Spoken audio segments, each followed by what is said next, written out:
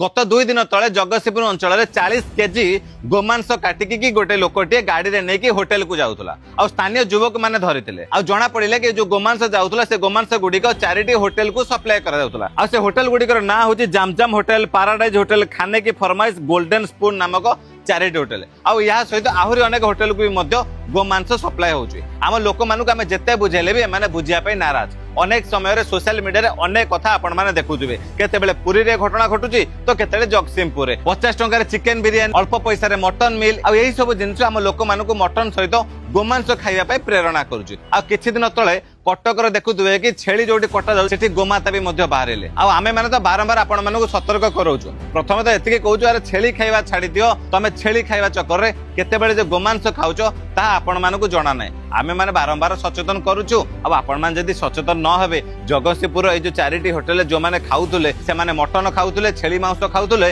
कि गोमांस खाउतले से माने ताको विवेक को पचारिले से जानि परिबे बस आमे आउतरे हाथ जोड़ी कहूछु दया करिके आपण माने को होटेल खाउछन से होटेल मालिक के चेक करंतु आ जोडी मागणा आपण माने चिकन मटन खाउछंती तो टिके निज विवेक को पचारंतु से एते सस्ता रे आपण मानको कोउठ फाणी दउची आ तापर जदी आपण माने मटन प्रेम रे गोमांस खाइबे ताले भाई आमे किछि करि परिबु नै जण हिंदू हिसाब रे आमे आपण मानको सतर्क करूछु सूचेई जाउछु कि एमिति घटना हम समाज रे घटुची बस जदि आपण मानको गोमांस खाइबार थिबो ताहले आपण माने ए भली कटुआ मानको होटेल रे खाइबे आ मागणा रे चिकन बिरियानी खाइबे आ आपण मानु कोन लागुची ए मूर्ख दोगला हिंदू सुधुरिबे ना पुणी जाई के से कटुआ होटेल रे बिरियानी खाइबे कमेंट सेक्शन में जणाइबे रहिली जय जगन्नाथ।